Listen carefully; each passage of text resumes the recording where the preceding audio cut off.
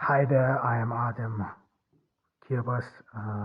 I'm here in Turkey, in Ordu. We are still in the pandemic. I record this podcast every day. In that sense, I have time here in Ordu. I'm here in my parents' home, time is abundant. That's why I am being allowed or have the possibility to upload every day a podcast I write every day. You may have read some of my fiction on Wattpad and so on, as well as and then of course I some sort recall everything I say here from my memory. I did not have the chance in the university to talk about these things. In the University of Vienna, people were concerned with other stuff, gruesome stuff, and this is now some sort of the possibility to talk about this. I recall most of it from my memory, from uh, things I read, about ideas I had and never really expressed or could not express due to some very dire circumstances within the university. However, we will some sort of continue today in the millennial age with feminism. We talked about uh, mm, free gender types, uh, and we will continue with that. But I will some sort of again give some sort of a background and why feminism in the millennial age is important, yes, but feminism is as important or has become as important as LGBTQ um, issues as well as racism. Think of the Me Too movement, of the Black Lives Matter movement, as well as gay rights or the LGBTQ rights. This constant discussion whether transsexuals are allowed to compete in sports events and whatsoever. So this is a big issue. Feminism has become not the sole issue. I mean, and we have to be aware of one thing, and this is that the millennial age, or that millennial socialism always used to compare itself to the glorious revolution, especially in Europe, the 68er Bewegung in German, so this 68 generation baby boomer, which enacted, according to some socialists, enacted this revolution, this sexual revolution, and in this leftist revolution, this is in fact not true. The first socialist, some sort of the first socialist, if you want to say, politics were enacted after the First World War. After the First World War in Italy, they are called the the Pentirossi, those two glorious years, as well as in Vienna, the Red Vienna, which were there in Vienna, new housing was enacted, social programs were enacted, and so on. So socialist movement became before that, as well as the sexual liberalism or sexual liberalization of women started actually already earlier, started already in the workers uh, community. However, but still because of this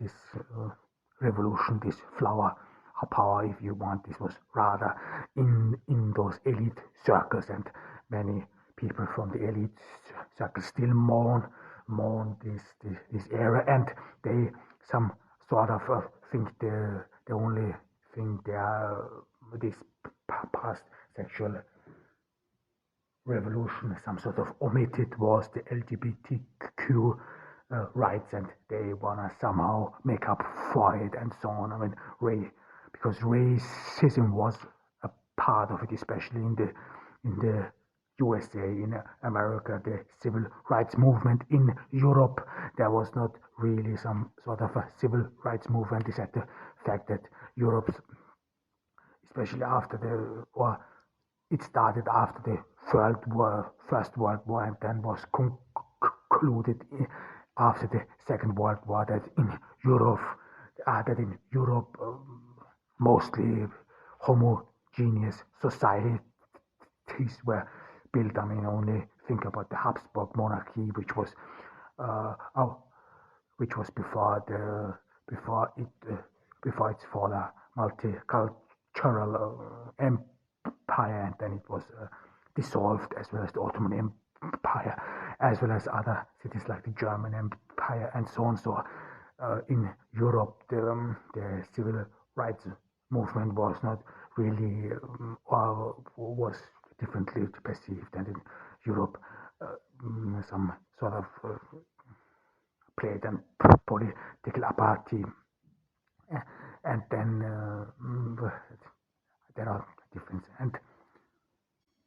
and of course, what I did not mention, because I thought this would go too much in detail, but nevertheless I wanted to mention this as well, so to those people who might not know much about feminist approaches. There is not one feminist approach. There are actually a lot of feminist approaches, but there are three main approaches, which are, if you want, part of the feminist mainstream. The first approach is the materialist feminism, as the name already suggests. This is a very communistic approach. This is women are determined by their material situation. However, we talked about this a little bit, so that in this approach, feminists, or the cause of feminism, is rather subordinated for this grand proletarian revolution, and feminists in that sense should rather some sort of work with men to accomplish some certain tasks. Material feminists, this is rather you want to say, the far left. The far left has this approach. Then, of course, there is liberal feminism.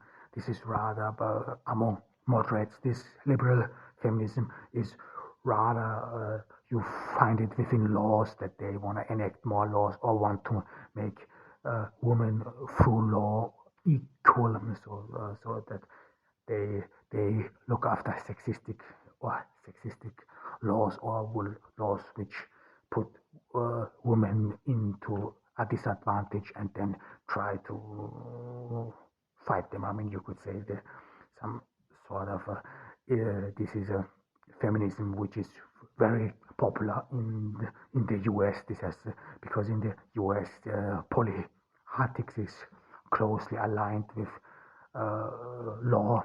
Many politicians have a law degree. Many politicians are in a way close to law. This is different, different, different. For example, to China and to other countries, whereas in China, for example, many of those political elites, they are actually engineers, so they do not have any law degree whatsoever. However, and the first string of feminism is deconstructivistic feminism. This is after Judith Butler, and this approach of feminism is very popular in LGBTQ communities. It is a feminism about questioning power relations which are enwritten on the body, and this approach questions not only the social gender, what we are doing here, but as well as the sexual gender. so that Judith Butler argued that your biological sex can be constructed as well. I mean, there are indeed some thoughts and discussions to that. I mean, this is one of those main issues. Is this true? I mean, I personally say, without any talking about politics, that if that it is not through the argumentation, it is not very evident that it's not clear how biological sex is being or is constructed. However, these are those three political or as well as feminist branches, as well as political branches, because which part of feminism you belong to is partially determined by your preferences, but as well as determined which political group you belong to. This has indeed, especially in the academic sphere, this is very important. We will talk about this in a later episode, where I wanna talk a little bit about leftism, how it developed, what's the difference between baby boomers and now, and I will then talk about some you would say some separation politics within the universities, within the academic sphere or in the intellectual sphere. So left does not mean left. There are many groups within the left movement, as well as other movements, and this all plays into that. I mean, yesterday we talked about housewives, that maybe, I mean, I want to clear this up again, and I want to emphasize this again, that there is indeed reasonable, it is indeed reasonable that a woman, even though she might have all options and career options, still chooses to be a woman. That this is not, I did not meant to deride housewives whatsoever. Nevertheless, statistics show, and I talked about some, that especially if you're unskilled woman, that you some sort of the job as a housewife may come hard to you as a relief. In this episode, we will talk about super girls, and this is, you want to say, the quite opposite. These are actually women who accomplished something, who climbed the social ladder, and I named this gender super girl because of the reason that if you want to accomplish as a woman or something in this society, you have to put in more effort than man. You have to have like this comic woman. I think it's from Marvel. You have to have some supernatural skills. You have to be above average in order to make it work. And it demands a lot of these women, and they are mostly super smart, have above average skills, and so on. And this is the reason why we call them super girls. And they some sort of went through all these processes and then could make it happen. But this comes with some issues, and we will talk about this.